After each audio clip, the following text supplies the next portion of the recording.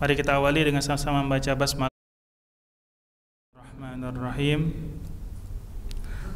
Sesungguhnya yang akan menyampaikan sesuai jadwal adalah Ustadz Ibnu Jarir LC, namun beliau untuk pekan ini memang full katanya. Ya sudah kita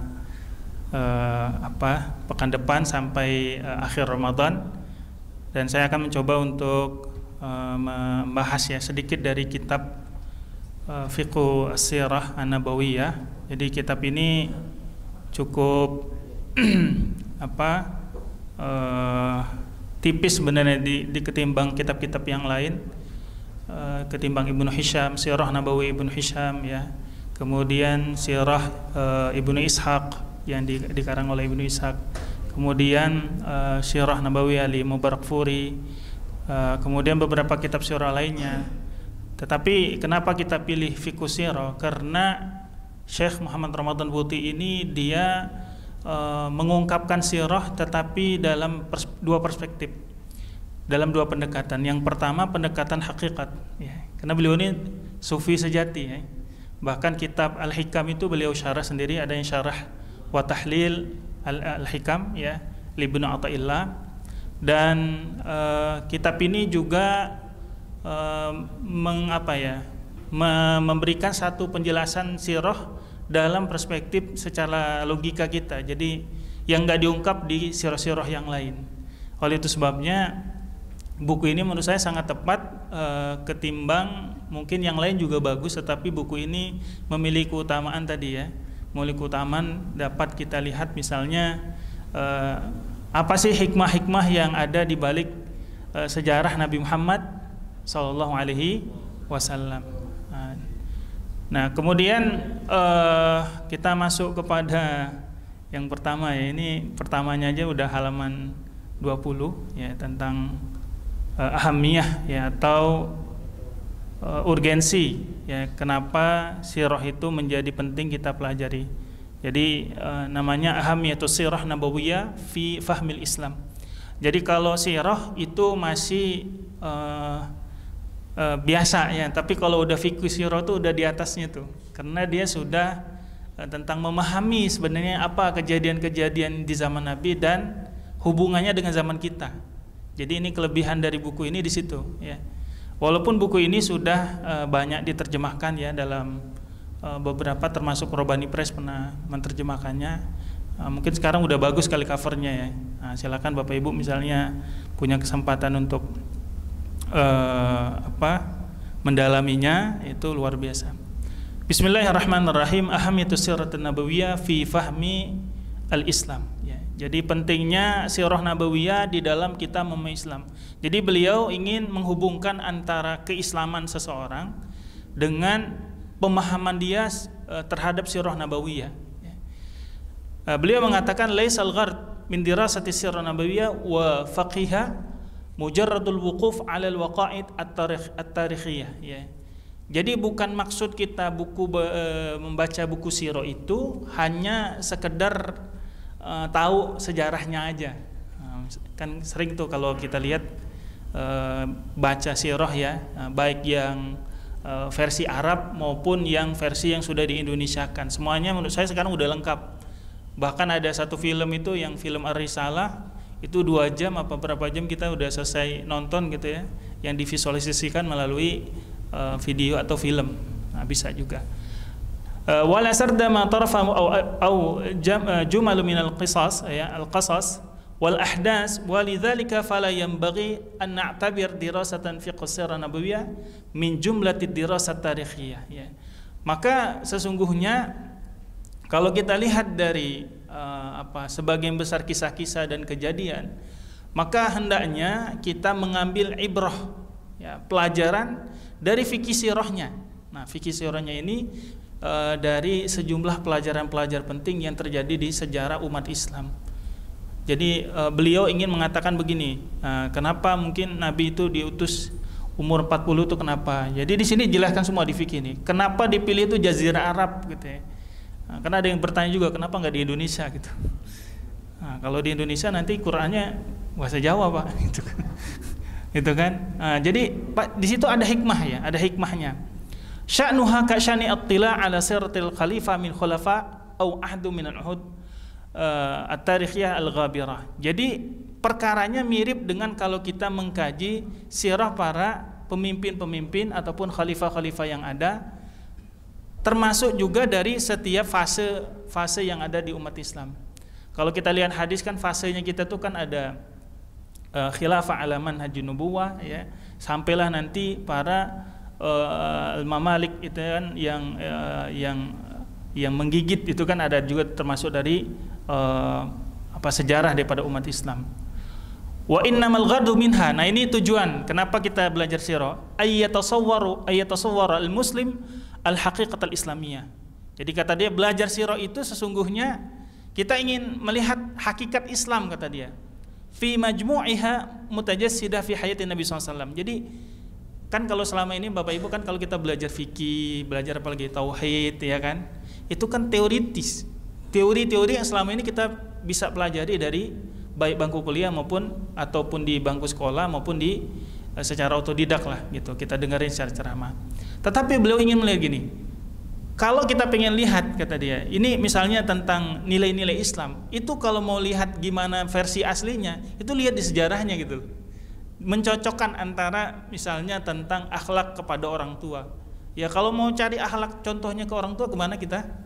Ke kehidupan Nabi Muhammad Sallallahu Alaihi Wasallam. Ya bagaimana beliau bersikap kepada ibu ibu persusuan beliau ya, kemudian bagaimana beliau menghormati paman beliau dan juga orang tua yang sudah di orang tunggal beliau ya. Bagaimana tentang nilai-nilai akhlak terhadap sesama teman ya. Itu sahabat-sahabat Nabi itu real ceritanya itu ya dari sirah-sirah nabawiyah ini. Kapan itu? Ba'daan fahimaha mabadi wa qawaid wa ahkaman mujarrada fi zihn. Jadi setelah kita fahami nilai-nilai, kaidah-kaidah ya, hukum-hukum yang bukan hanya di dalam pikiran kita masing-masing. Jadi memang Bapak Ibu, selama ini kalau kita lihat sejarah-sejarah yang dipelajari di dalam di dalam sekolah-sekolah ya, ketika di sekolah ya hanya tahu bahwa Nabi lahir tanggal sekian ya kan, meninggal tanggal sekian, kemudian ibunya siapa, bapaknya. Coba lihat di lagu-lagunya gitu. Kenapa tidak diambil hikmahnya itu? Kenapa Nabi dilahirkan dalam keadaan yatim? Gitu ya. Ada yang tahu nggak kenapa itu? Kenapa Nabi dilahirkan dalam keadaan yatim? Jadi kalau kita baca nanti di buku ini, itu salah satu hikmahnya karena orang itu menganggap bahwa agama itu keturunan. Jadi prasangka atau tuduhan bahwa agamanya Nabi Muhammad itu berasal dari bapaknya itu hilang seketika. Gitu. Karena Nabi lahirnya dalam keadaan yatim dan beliau belum pernah lihat bapaknya selama seumur hidup beliau ya. Ketimbang kita mungkin ya, kita alhamdulillah insyaallah sebagian besar lihat, walaupun mungkin ada juga yang enggak. Itu katanya.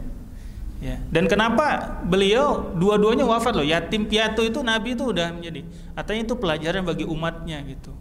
Ya, bahwa Nabi hidup dalam kemandirian sejak kecil. Nah, itu nanti ada dalam buku ini. Ai inna dirasat as-sirah an-nabawiyyah laysat siwa amal tatbiqi yuradu minhu tajsid al-haqiqat al-islamiyah kamilah. Jadi memang kemauan kita untuk mempelajari sirah nabawiyah itu bukan tiada lain adalah amal tatbiqi, yaitu mengamalkan dari sirah nabawiyah itu ya. Jadi sirah nabawiyah kan biasanya kita dapat nih. Nah, itu enggak kita amalin, cuma oh ya tahu gitu aja kan, selesai. Ya. Yuradu minhu, bagaimana kita inginkan dari tajsid. Tajsid itu bagaimana antara nilai-nilai sirah itu bisa menyatu dengan jiwa kita ya. Tentang hakikat Islam itu seperti apa yang sempurna, fi mislihal a'la, dalam contoh yang paling tinggi yaitu Nabi Muhammad sallallahu alaihi wasallam.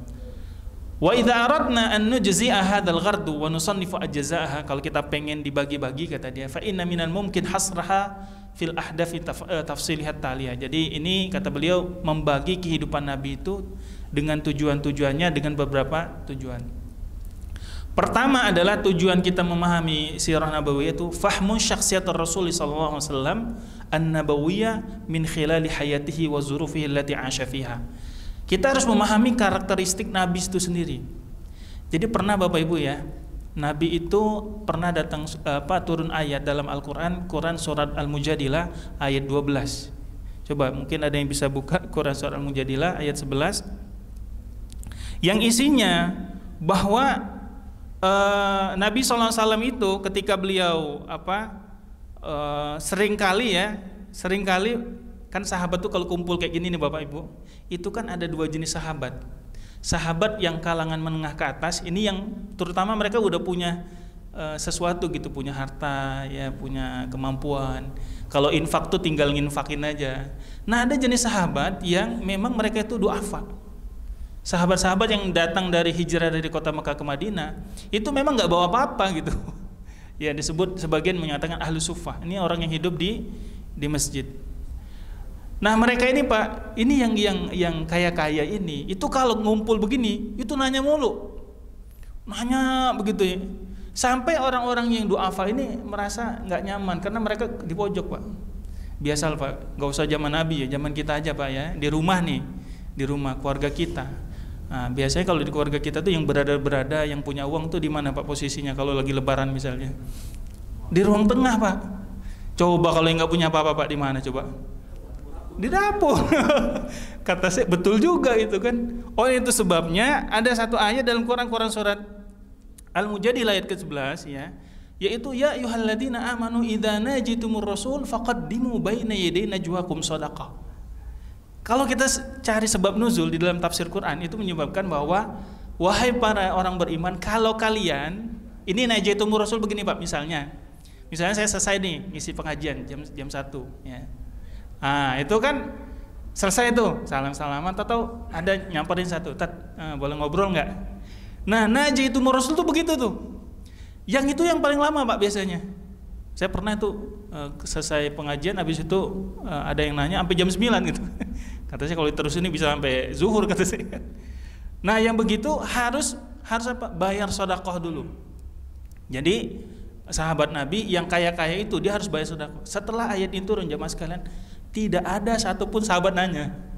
Semuanya diam aja. Bahasa kita kicep aja kan. Diam aja. Harus sedekah dulu. Harus sedekah dulu. Berapa sedekahnya? 1 dinar. 1 dinar berapa nih? 1 nih biasa. Ada yang mengatakan 4 juta ya. Jadi sekali bayar 4 juta. Wah, lumayan nih buat kurban, sekali kurban bisa 1 kambing kan. Nggak ada yang mau Pak. Nggak ada yang berani. Hanya 1 sahabat. Makanya ayat, misalnya Bapak Ibu akan ditanya ya, misalnya ada yang nanya, ayat 12 Quran surat Mujadilah ini, itu hanya ada satu sahabat yang ngamalin. Tiada lain adalah Ali bin Abi Thalib radhiyallahu anhu. Iya. Jadi ceritanya itu Ali bin Abi Thalib bayar sedekah ya, tapi nggak dibayarkan Nabi karena Nabi nggak terima sedekah. Dibayar Pak, 1 dinar. Dibayar. Setelah bayar akhirnya Nabi ngobrol lah sama si Ali, wahai Ali, kira-kira berapalah sedekahnya itu dibayarin kan? Kata Ali, kalau Nabi bilang begini, kalau 1 dinar gimana? Terlalu banyak ya Rasulullah gitu. Kalau setengahnya juga terlalu banyak ya Rasulullah. Terus berapa kalau gitu? Biasalah bapak-bapak Pak, kalau misalnya udah nyerah begitu, harga pasnya berapa gitu ya? Nabi bilang gitu, berapa kira-kira? Apa kata Ali ya? Saya nggak tahu ini jawabnya sambil canda atau enggak gitu. Karena beliau bilang begini, ya Rasulullah, sebutir gandum kata dia. Sebutir gandum, tahu sebutir gandum? Kalau kita sebutir beras gitu. Wah ini mah meremehkan kata dia gitu. Lalu setelah para sahabat merasa agak berat dengan adanya harus bayar dulu kalau nanya, gitu kan? Ini mungkin konsepnya konsultasi zaman sekarang ya. Kalau kita konsultasi kan harus bayar ya. Nah ini zaman dulu udah begini. Lalu turun ayat di 13-nya. Ayat 13-nya itu malahan menghapus ya hukum daripada ayat Quran surat Mujadilah ayat 12 tadi. Jadi kalau ada contoh di dalam Quran yang ayatnya masih ada tapi hukumnya udah dihapus, apa itu? Quran surah Al-Mujadilah ayat 12 ya. Yang kita amalkan itu adalah ayat yang ke-13. Kenapa? Karena ayatnya itu udah dihapus. Nah, kembali kepada ini tadi ya. Jadi bagaimana karakter Nabi? Karakter Nabi itu pemalu orangnya kan, orangnya nggak enakan. Nabi itu kalau semua Pak, kalau Nabi misalnya ada orang minta ke Nabi, itu Nabi selalu kasih, nggak pernah Nabi nolak, itu kan. Maka karakter-karakter begini itu bisa kita ketahui dari kehidupan Nabi, wazurufi, dan keadaan beliau yang saat itu ada. Ya, psikologis beliau di Makkah dan Madinah itu sangat berbeda. Kalau di Makkah kan posisinya sebagai orang yang tertindas, ya, dizolimi dan seterusnya. Tapi di Madinah beliau memiliki kekuasaan. Ya. Nah di sini beliau menjadi seorang tokoh yang bisa menghimpun, ya, bahkan beliau mengadakan perjanjian dengan orang Yahudi, dengan berbagai macam kabilah-kabilahnya, dan kemudian beliau mengatakan lita'akudi min anna Muhammad sallallahu alaihi wasallam lam yakun mujarrad abqari. Wah, ini katanya, ya. Jadi untuk memastikan bahwa ketika kita belajar sirah Nabi ini, kita tidak hanya mengenal Nabi itu sebagai orang yang cerdas, Pak. Ya, Nabi adalah orang yang luar biasa kecerdasannya, ya. Jadi suatu saat begini, ada namanya Abdullah bin Nabati. Abdullah bin Nabati dia seorang munafik di zaman Rasulullah SAW. Jadi pas lagi Nabi kumpul kayak gini, Pak, ya, Nabi bilang nanti akan ada orang yang kalau kalian lihat mukanya, ya, lihat pandangannya seperti pandangan setan, dan matanya biru. Mungkin si Nabat ini mungkin orang, bukan Abdullah Nabat ini mungkin bukan orang Arab kali ya. Nah, itu. Pas datang, Pak, bener dia datang tuh. Terus Nabi bilang, sini duduk. Kenapa engkau mencelaku di hadapan sahabat-sahabatmu? Kaget dia, Pak, si Abdul. Oh enggak ya Rasulullah. Nah akhirnya dia bersumpah-sumpah lah depan Nabi, demi Allah saya nggak pernah begitu. Kalau nggak percaya nanti saya ajak teman-teman saya. Dia benar, Pak, dia ajak teman-temannya tempat nongkrongan dia itu, diajak buat jadi saksi. Semuanya bersumpah. Padahal Allah bilang, ya, jangan jadikan sumpah itu menjadi tameng bagi kalian, ya. Nah ini cerita-cerita seperti ini jamaah sekalian rahmati Allah. Nabi selain juga ahli strategi, dan beliau juga sangat cerdas, ya. Baina qaumihi, ya, samad bihi abqariyatihi baina qaumihi. Jadi yang menisbatkan, yang memberikan gelar Nabi sebagai orang yang cerdas bukan hanya melalui kisah dalam Quran, tetapi juga sahabat-sahabatnya, ya, sahabat-sahabat beliau memang dan Nabi menjadi orang yang sangat dikagumi dari para sahabat-sahabat. Walakinnahu qabla zalika rasulun ayyadullahu biwahyin min indihi wa taufiqin min ladunhu. Namun juga Nabi SAW sebelum daripada beliau cerdas, Rasulullah SAW dibantu oleh Allah melalui wahyu. Nah, tadi banyak ya cerita-cerita Nabi itu tahu, ya. Waktu Nabi mau merancang strategi Fatuh Mekah, itu ada kisah menarik jemaah sekalian. Apa itu? Jadi kata Nabi, wahai fulan, berkata kepada sahabatnya, kalau nggak salah ada 3 orang, salah satunya Ali, itu pergi ke tempat ini dan ini, disebutkan oleh beliau. Nanti cari ada perempuan di situ yang menunggu. Nah, karena ini harus cepat, betul Pak, sahabat bergegas sana. Nyampe di sana betul ada perempuan, tapi semuanya berhijab, tutup semua. Nah, sahabat Nabi waktu itu sudah nanya, wahai fulana, serahkan yang ada padamu. Nah gitu kata sahabat itu kan. Terus yang perempuan tuh diam aja, nggak mau kan. Ayo kalau nggak nanti saya lepasin gitu kan jilbabnya segala macam. Gitu. Akhirnya dia nyerahin. Rupanya ada surat, Pak. Surat ini kalau nggak salah dikirim oleh Khatib bin Abi Balta'ah, kalau nggak salah, ya. Rupanya dia ini sahabat mulia, orang baik, Pak. Nah, Nabi bilang, "Lo kenapa kamu bocorin rahasia ini, Pak? Ke orang Quraisy gitu. Padahal ini Fatuh Mekah ini, Pak, itu enggak ada yang tahu itu. Satu pun enggak ada yang tahu."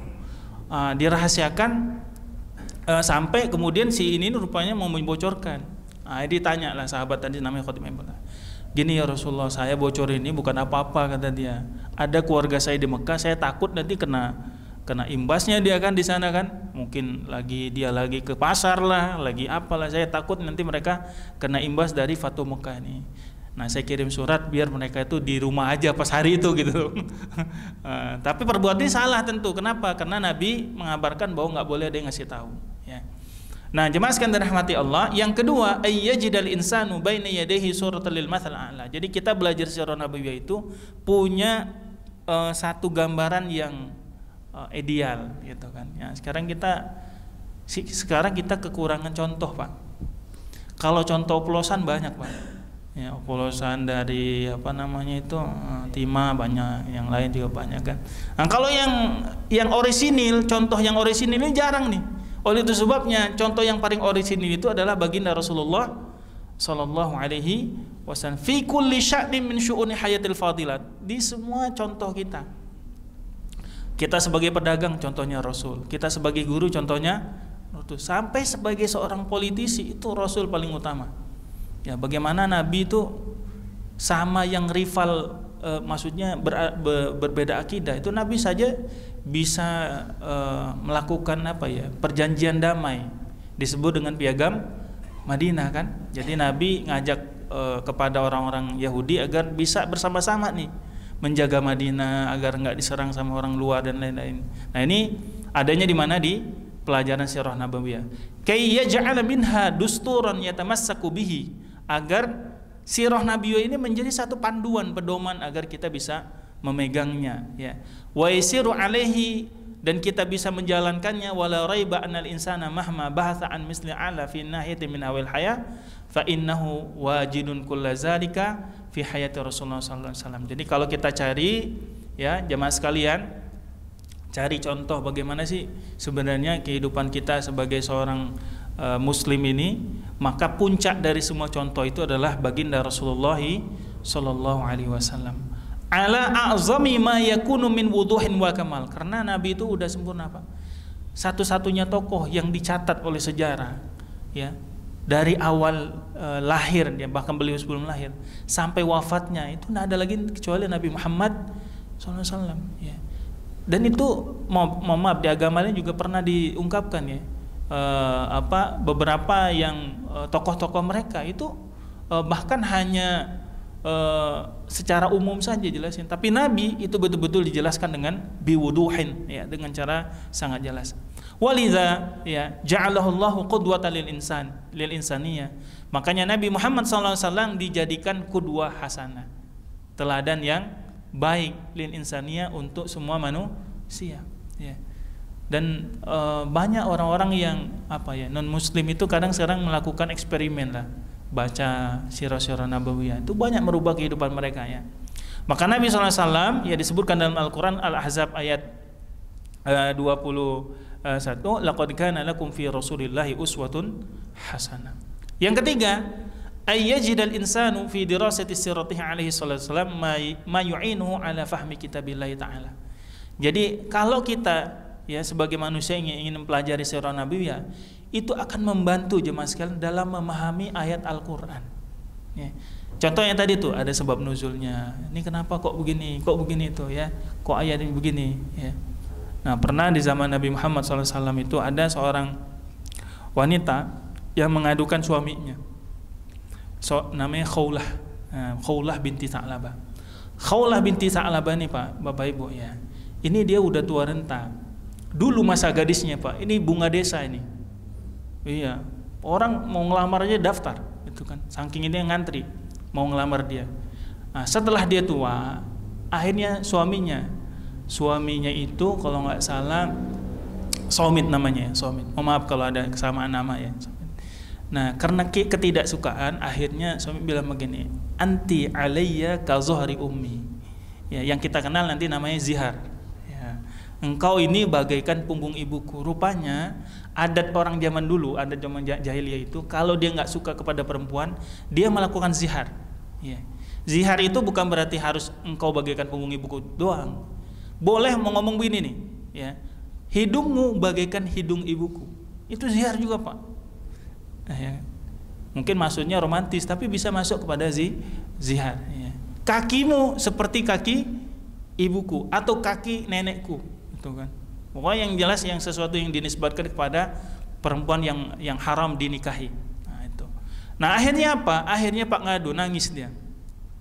Katanya, dulu waktu saya masih muda, katanya, kamu puja-puja saya ini segala macam. Ini pas sudah saya punya anak, sekarang udah tua begini, kata dia, kamu tinggalin saya kan. Akhirnya apa, ngadu kepada Rasulullah Shallallahu Alaihi Wasallam. Bapak Ibu tahu nggak, ketika sama Nabi itu sampai direkam oleh Quran itu namanya mujadalah. Tahu mujadalah itu apa? Jadi gini, hampir kayak debat gitu loh. Dia nanya apa, jawab Nabi apa. Terus dijawab lagi sama dia, ya mirip kalau ibu-ibu kalau ditilang, Pak Bu. Itu kan sampai polisi itu kalau udah ditilang, ampun udahlah bebas gitu.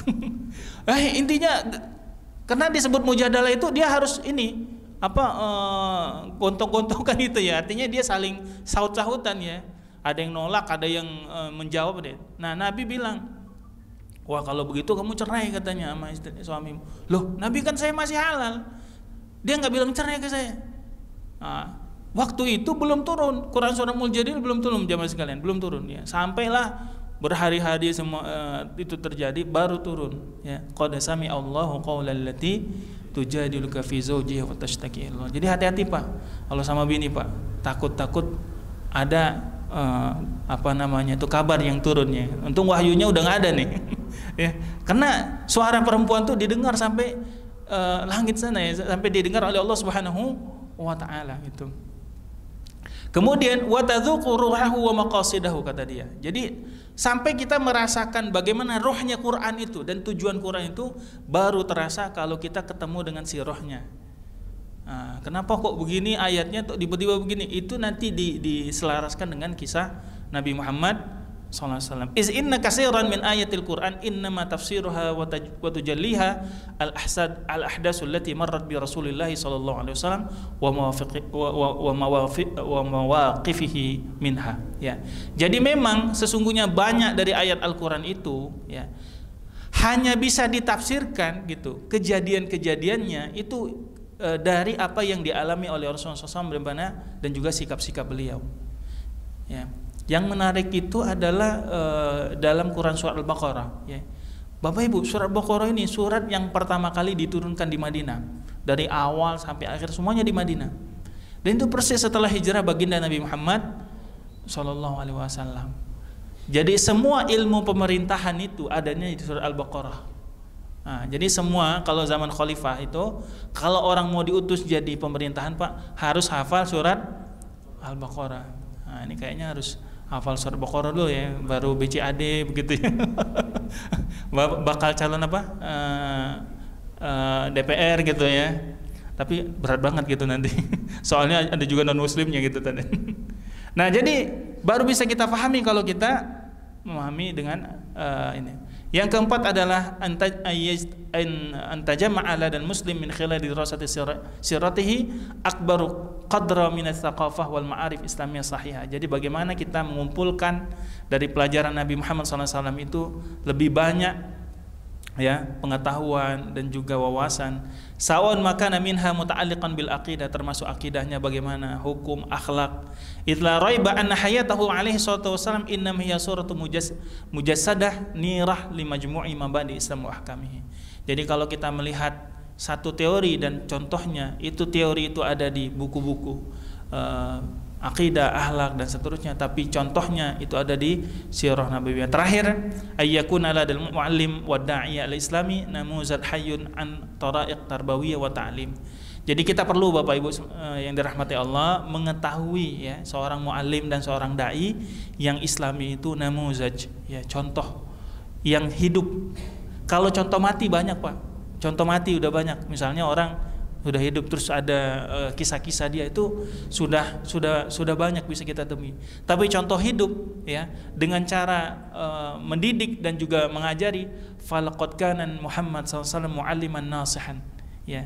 Jadi Nabi Muhammad SAW adalah seorang pendidik dan seorang memberikan nasihat. Wa murabbiyan, bayangkan mualliman nasihan wa murabbiyan ya kan. Istilahnya murabbi lagi di sini. Memang Syekh Muhammad Ramadan Nubuti ini mungkin pernah ngaji kali ya dia. Iya itu kan. Iya pasti ya. Kayaknya pernah.